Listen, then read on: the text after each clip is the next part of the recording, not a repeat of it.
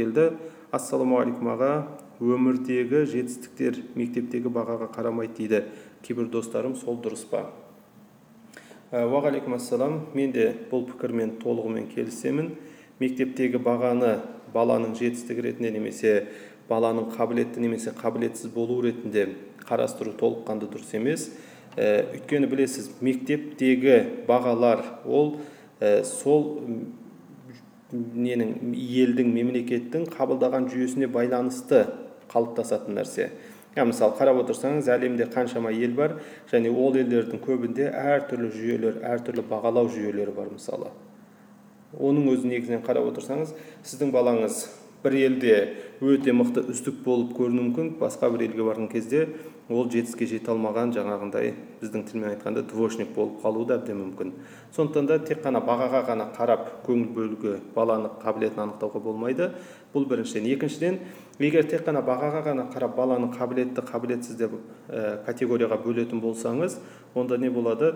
Балаңыз тек қана баға үшін оқып, жаттанды білімді алып, оны ешқандай өзінің жаңағы санасына сіңірмей, түйсігіне сіңірмей, тек қана жаттап алып келіп, айтып берген сабағымен 5 алып келіп, сізді уақытша қуантуы мүмкін. Ал ол алдағы өміріне көп жол көрсететін нәрсе болмауы да мүмкін.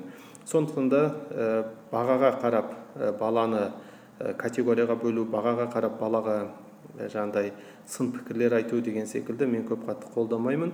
Менің ата-аналарға ұсынысым, балаларыңызды кішкентай жасынан бастап олардың қабілетін дұрыстап анықтаңыздар. Қай салаға қабілетті, қандай сабаққа қабілетті, мысалы математикаға қабілетті ме, әлде сөз өнеріне қабілетті ме, музыкаға қабілетті ме деген секілді қабілетін толыққанды анықтап, одан кейін сол баланың қабілетін ашуға тырысыңыздар.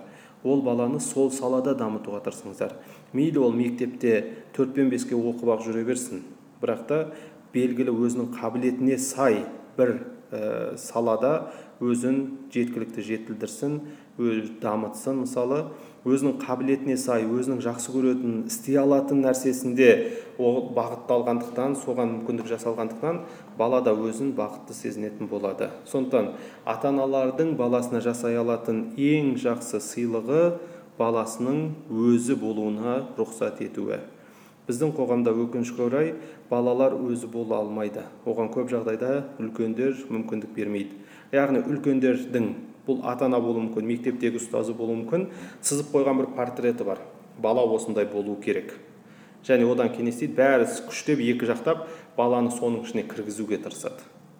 Баланың қабілеті бар ма, қызығушылығы бар ма, оны алып кете алады ма, оны еш ескермейді, ол міндетті түрде сондай болу керек деген қатып қалған бір шеңбер немесе бір картина, портрет бар. Соның ішіне бәрін кіргізуге тырысамыз өкінішке орай. Сондықтан да ата-ана ретінде сіздердің істей алатын нәрселеріңіз балаларыңыздың өзі болуына рұқсат етулеріңіз. Яғни балаларыңыздың өз қабілетіне, өзінің қызығушылығына сай мамандық таңдауына немесе сол салаға сай жаңағы үйірмелерге қатысуына деген секілді жағдай жасауыңыз, мүмкіндік беруіңіз өте маңызды. Ол үшін балаңызды өте жақсы тану керексіз. Ал балаңызды өте жақсы тану үшін балаңызбен көп уақыт өткізу керексіз. Яғни балаңызбен ойнауыңыз керексіз. Негізінен баламен ойнау жай ғана бір қарапайым бір процесс ретінде қарастырмаңыздар. Баламен ойнау негізінен жаңағы балаңызды жақсы тану үшін де үлкен мүмкіндік болып табылады. Сондықтан бұны да ескеруді сіздерге ұсынамын.